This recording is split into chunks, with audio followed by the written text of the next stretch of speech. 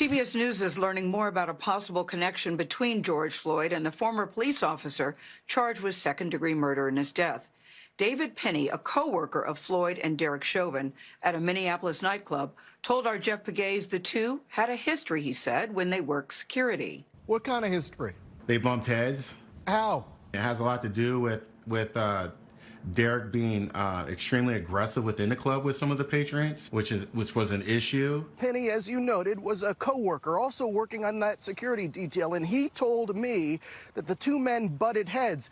He also described Chauvin as being, in his words, aggressive toward minority customers.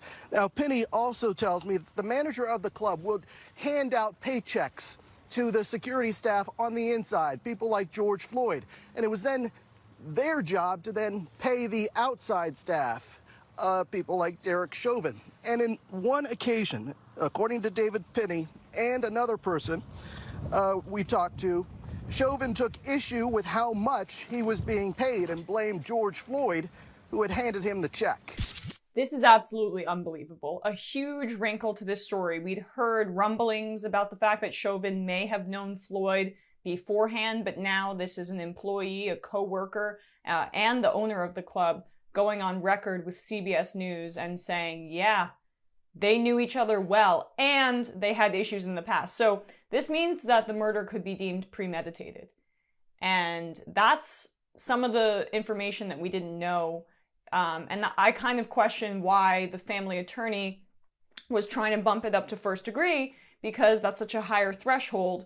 But if you have evidence of premeditation and the fact that they knew each other, then you could certainly make a case for first-degree murder. And at the very least, you know, we're getting second-degree murder charges because of what Keith Ellison did there as he's overseeing the prosecution. He bumped it up from third degree to second degree.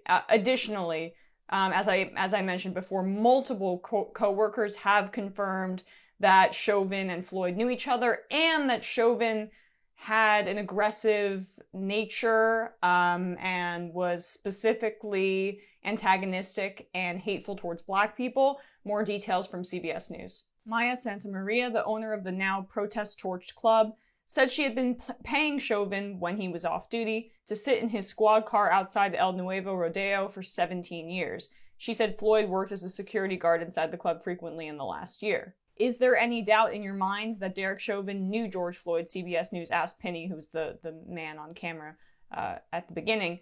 No, he knew him, the coworker said. How well did he know him? CBS asked. I would say pretty well, Pinney replied.